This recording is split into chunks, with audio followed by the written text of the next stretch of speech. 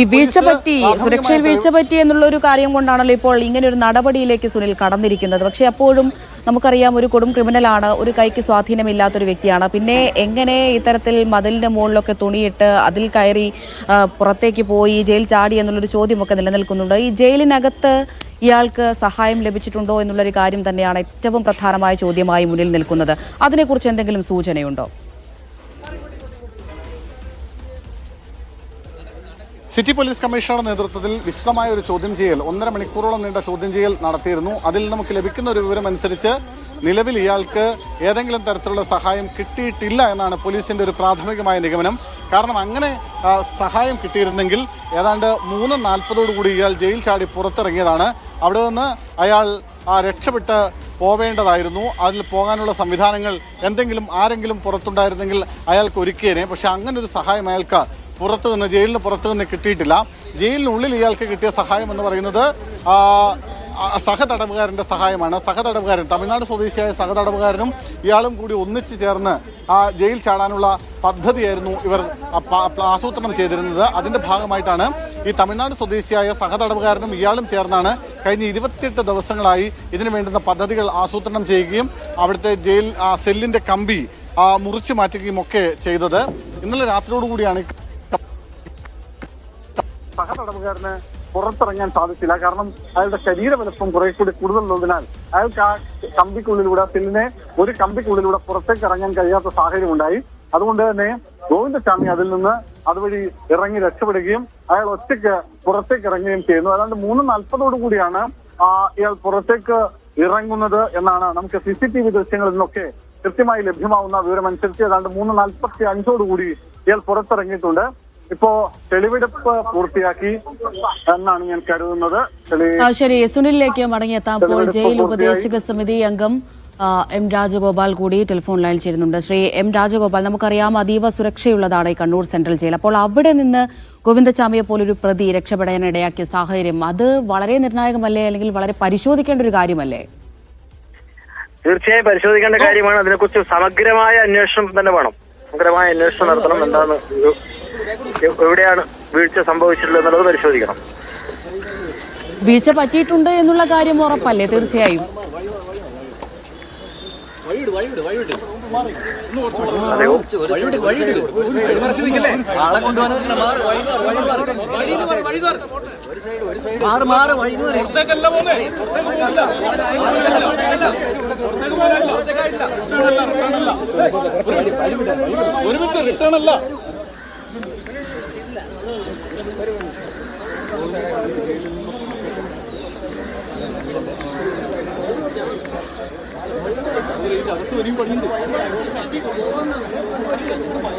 എവിടേക്കാണ്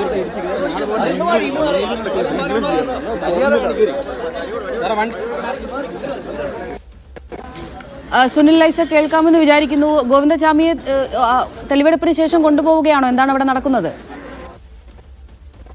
ഏറെക്കുറെ പൂർത്തിയായി കഴിഞ്ഞിട്ടുണ്ട്. അതായത് ഇതിനുള്ളിലായിരുന്നു തെളിവെടുപ്പ് ഇത്രയും നേരം ഉണ്ടായിരുന്നത്.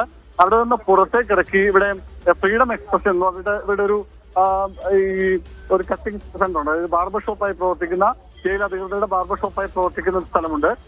അതുവഴി പുറത്തേക്ക് ഇപ്പോൾ കൊണ്ടുവന്നിട്ടുണ്ട്. പുറത്ത് കൊണ്ടുവന്ന് ഒരുപക്ഷെ എനിക്ക് തോന്നുന്നു ഇയാൾ ഈ ജയിൽ ചാടാൻ ഉപയോഗിച്ച എന്തെങ്കിലും സംവിധാനങ്ങൾ ഇവിടെ ഉണ്ടാവേണ്ടതുണ്ട്. അതുകൊണ്ടായിരിക്കാം ഒരു പക്ഷേ അയാളെ പുറത്താണ്, ഇപ്പോൾ ജയിലിന് പുറത്താണ് ഇപ്പോൾ തെളിവെടുപ്പ് നടത്തിക്കൊണ്ടിരിക്കുന്നത്.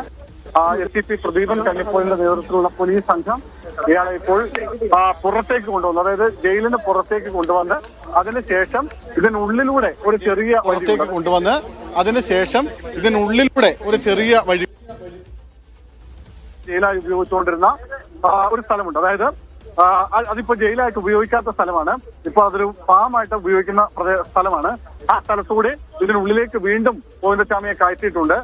അതിലെ ഒരുപക്ഷെ എനിക്ക് തോന്നുന്നത് അതുവഴി ഈ ബി ബ്ലോക്കിനുള്ളിലേക്ക്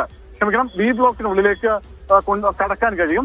അതിനുവേണ്ടിയുള്ള ശ്രമമാണ് നടത്തുന്നതെന്ന് തോന്നുന്നു. കാരണം 2 കാര്യങ്ങളാണ് പറയാനുള്ളത്. അതായത് ഇതുവഴി പോയാൽ 2 മതിലുകളാണ് ഈ ബി ബ്ലോക്കിന് പുറത്തുള്ളത്.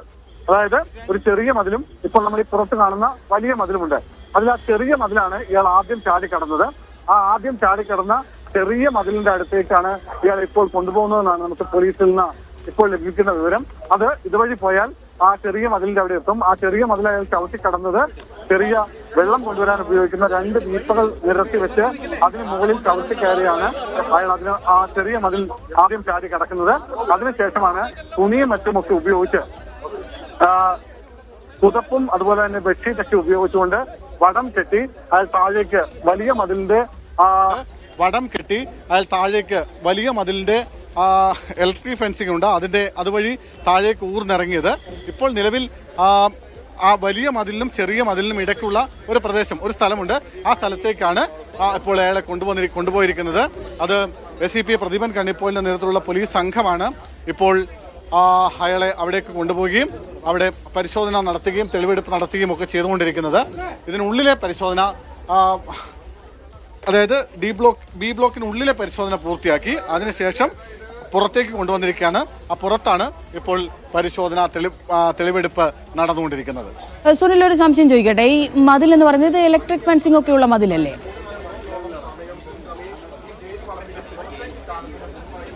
ഒരു മിനിറ്റ്.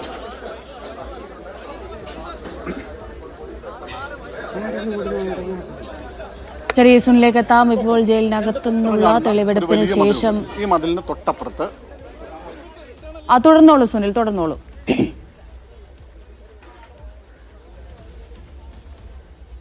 അതിനപ്പുറത്ത് ഈ ബി ബ്ലോക്കിന് ശേഷം ഒരു ഉയരം കുറഞ്ഞ ഒരു ചെറിയ മതിൽ കൂടിയുണ്ട്. ആ ഉയരം കുറഞ്ഞ ചെറിയ മതിലാണ് ആദ്യം ചാടിക്കടക്കേണ്ടത്. അതിനുശേഷമാണ് ഈ വലിയ മതിൽ ചാടിക്കടക്കേണ്ടത്. അതിൽ ദിവ്യ ചോദിച്ച ചോദ്യം എന്ന് പറയുന്നത് അതിന്റെ മുകളിൽ ഇലക്ട്രിക് ഫെൻസിംഗ് ഉണ്ടല്ലോ എന്നതാണ്. അത് ഈ ഭാഗത്തല്ല, ഇയാൾ ചാടിക്കടന്ന ഭാഗത്ത് ഇലക്ട്രിക് ഫെൻസിംഗ് ഉണ്ട്. പക്ഷെ അതുവഴി കഴിഞ്ഞ 5-6 മാസക്കാലമായിട്ട് വൈദ്യുതി പ്രവഹിക്കുന്നില്ലാത്ത ഒരു ഫെൻസിംഗ് ആണ്, അതായത് വൈദ്യുതി വേലിയാണ്. അതിന് 2-3 കാരണങ്ങളുണ്ട്. അതിലൊന്ന്, നേരത്തെ അതിന്റെ ഒരു ഭാഗത്ത് ഒരു അങ്ങേയറ്റത്തെയുള്ള മതില് കഴിഞ്ഞ മഴക്കാലത്ത് ഇടിഞ്ഞിരുന്നു. അങ്ങനെ മഴക്കാലത്ത് ഇടിഞ്ഞപ്പോൾ ഇലക്ട്രിക് ഫെൻസിംഗ് അടക്കമുള്ളവ ഇളകി മാറിയിരുന്നു. അതേ തുടർന്ന് പിന്നീട് അതുവഴി വൈദ്യുതി കടത്തിവിട്ടിട്ടില്ല. രണ്ടാമത് പറയുന്ന മറ്റൊരു കാര്യം, ഇലക്ട്രീഷ്യന്മാരുടെ കുറവാണ്. അതായത് 2 പോസ്റ്റുകളാണ് കണ്ണൂർ സെൻട്രൽ ജയിലിൽ ഇലക്ട്രീഷ്യന്മാരുടേതുള്ളത്. അതിൽ ഒറ്റ പോസ്റ്റിൽ ഇപ്പോഴും ഒഴിഞ്ഞു കിടക്കുകയാണ്. ഒരു ജീവനക്കാരൻ മാത്രമേ ഇലക്ട്രിക് ഡിപ്പാർട്ട്മെന്റിൽ നിലവിൽ ജോലിയിലുള്ളൂ. അതുകൊണ്ട് അയാളെ കൊണ്ട് അത് പൂർണ്ണമായും ഈ പ്രവൃത്തികൾ മുഴുവൻ ചെയ്തു തീർക്കാൻ കഴിയില്ല. അതുകൊണ്ട് തന്നെ അതുവഴിയുള്ള വൈദ്യുതി കടത്തിവിടുന്നത് ഇപ്പോഴും പുനഃസ്ഥാപിക്കാൻ സാധിച്ചിട്ടില്ല എന്നതാണ് മറ്റൊരു പ്രധാനപ്പെട്ട കാര്യം. അങ്ങനെ 2 കാരണങ്ങളാണ് ഇപ്പോൾ പറയുന്നത്. അതുകൊണ്ട് തന്നെ കഴിഞ്ഞ 3-4 മാസങ്ങളായി ഇതുവഴിയുള്ള വൈദ്യുതി കടത്തിവിടുന്നുണ്ടായിരുന്നില്ല. അത് കൃത്യമായിട്ട് അറിയാവുന്ന ആളാണ് ഗോവിന്ദച്ചാമി. അത് കൃത്യമായി മനസ്സിലാക്കിക്കൊണ്ടാണ് അയാൾ രാത്രിയിൽ അതുവഴി തന്നെ ചാടാൻ തീരുമാനിക്കുന്നത്. നേരത്തെ വൈദ്യുതി കടത്തിവിടുന്ന സമയങ്ങളിൽ രാത്രി കാലഘട്ടങ്ങളിൽ സാധാരണ ഇലക്ട്രിക് വേലി വഴി വൈദ്യുതി കടത്തിവിടുന്നുണ്ടായിരുന്നു.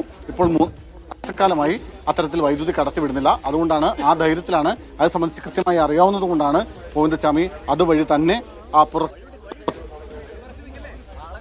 എന്തൊക്കെ കാരണങ്ങളുണ്ട് എന്ന് പറഞ്ഞാലും ഇതും ഒരു വീഴ്ച തന്നെയല്ലേ സുനിൽ?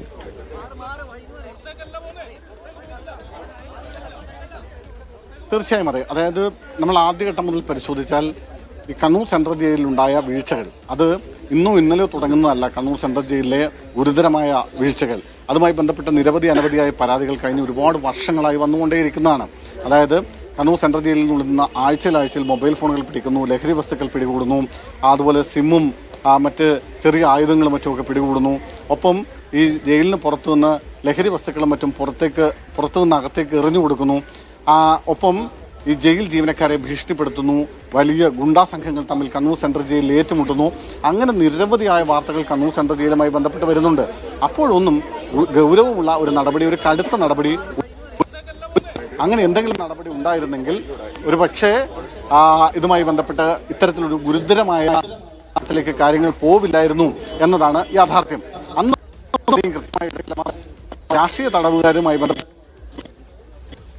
ആരോപണങ്ങളും കഴിഞ്ഞ കുറേ കാലമായി ഉയർന്നു വന്നുകൊണ്ടിരിക്കുന്നു. ചില ബ്ലോക്കുകൾ ചില രാഷ്ട്രീയ പാർട്ടിയിൽപ്പെട്ട ആളുകളുടെ നിയന്ത്രണത്തിലാണ് എന്ന് പറയുന്നു. ഇപ്പൊ ഗോവിന്ദച്ചാമിയുടെ കാര്യത്തിൽ തന്നെ നോക്കൂ. ഗോവിന്ദച്ചാമിയുടെ കാര്യത്തിൽ തന്നെ സംഭവിച്ചിരിക്കുന്നത്, ഒരു തടവുകാരന് ആഴ്ചയിൽ ഒരിക്കൽ ഷേവ് ചെയ്യണം, മാസത്തിലൊരിക്കൽ മുടി വെട്ടണം, സിവിൽ ഡ്രസ് ഉപയോഗിക്കാൻ പാടില്ല, മുടി വെട്ടണം, സിവിൽ ഡ്രസ് ഉപയോഗിക്കാൻ പാടില്ല തുടങ്ങിയ നിരവധി നിയമങ്ങളുണ്ട്.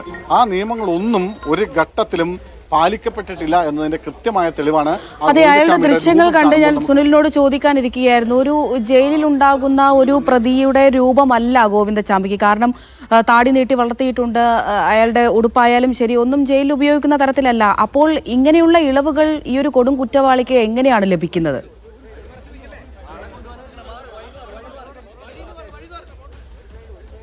അതാണ് കുറ്റവാളിക്ക് ജയിലിൽ ഇത്രയധികം സൗകര്യങ്ങൾ ലഭിക്കുന്നുണ്ടെങ്കിൽ മറ്റുള്ള തടവുകാരുടെ അവസ്ഥ എന്തായിരിക്കുമെന്ന ചോദ്യമാണ് പൊതുവെ പ്രതിപക്ഷ കക്ഷികൾ നേതാക്കളടക്കമുള്ള ആളുകൾ ചോദിക്കുന്നത്. അതായത് ഗോവിന്ദച്ചാമി എന്ന് പറയുന്നത് ഇന്ത്യ കണ്ട ഏറ്റവും പ്രധാനപ്പെട്ട ക്രിമിനലുകളിൽ ഒരാളാണ്, കൊടും കുറ്റവാളികളിൽ ഒരാളാണ്. ആ കൊടും ക്രിമിനലാണ് ഇവിടെ ഒരു തരത്തിലുള്ള ജയിൽ നിയമങ്ങളും അനുസരിക്കാതെ സുഖമായി ഈ ജയിലിനുള്ളിൽ വിലസുന്നത്.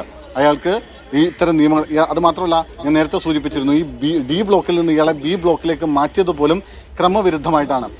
റിപ്പർ ജയാനന്ദ് അടക്കമുള്ള ആളുകൾ ഡി ബ്ലോക്കിലാണ് കഴിഞ്ഞ ഏറെക്കാലമായി, ഏതാണ്ട് ഒരു 6 മാസം മുമ്പ് വരെ ഇയാളെയും പാർപ്പിച്ചിരുന്നത്. പക്ഷെ പിന്നെ ആ ബ്ലോക്കിന്റെ ഒരു പ്രത്യേകത എന്ന് പറയുന്നത് ഈ ഡ്യൂട്ടിയിലുള്ള ജയിൽ ഉദ്യോഗസ്ഥർക്ക് നേരിട്ട് അവരുടെ സ്ഥലത്തിരുന്നാൽ അവർക്ക് നേരിട്ട് ഒറ്റ നോട്ടത്തിൽ തന്നെ ഈ ഡി ബ്ലോക്കിനുള്ളിലുള്ള തടവുകാരെ കൃത്യമായി കാണാൻ സാധിക്കും. പക്ഷേ അവിടെ നിന്ന് ബി ബ്ലോക്കിലേക്ക് മാറ്റിത്തരണമെന്ന് ആവശ്യപ്പെട്ട 6 മാസം മുമ്പാണ് ഇയാളൊരു അപേക്ഷ നൽകുന്നത്. അതിന് അയാൾ പറഞ്ഞ കാരണം 14 വർഷമായി ഒരേ ബ്ലോക്കിൽ തന്നെ കിടക്കുന്നു, അതുകൊണ്ട് അവിടെ നിന്ന് മാറ്റിത്തരണമെന്നൊരു ആവശ്യം ഉന്നയിക്കുകയും അതിന്റെ ഭാഗമായിട്ടാണ് ബി ബ്ലോക്കിലേക്ക് 6 മാസം മുമ്പ് ഇയാളെ മാറ്റുകയും ചെയ്യുന്നത്. ബി ബ്ലോക്കിന്റെ ഒരു പ്രത്യേകത, നേരിട്ട് ഈ ജയിലിലുള്ള ഉദ്യോഗസ്ഥർക്ക്, അതിന്റെ സെക്യൂരിറ്റി വിങ്ങിലുള്ള ഉദ്യോഗസ്ഥർക്ക് നേരിട്ട് നോക്കിയാൽ ഒറ്റ നോട്ടത്തിൽ ഈ ബി ബ്ലോക്കിലുള്ള തടവുകാരനെ കാണാൻ കഴിയില്ല എന്നതാണ്. അതുകൊണ്ട് തന്നെ 5-6 മാസം മുമ്പ് മുതൽ തന്നെ ഇത്തരത്തിൽ കൃത്യമായ ഒരു ആസൂത്രണം ജയിൽ ചാട്ടവുമായി ബന്ധപ്പെട്ട് ഇയാൾ പ്ലാൻ ചെയ്തിരുന്നു എന്ന് വേണം കരുതാൻ. അതിനുശേഷമാണ് സഹതടവുകാരനെ കൂടി ഉപയോഗിച്ചുകൊണ്ട് ഇത്തരത്തിൽ ഒരു ജയിൽ ചാട്ടം ഇയാൾ പ്ലാൻ ചെയ്യുന്നതും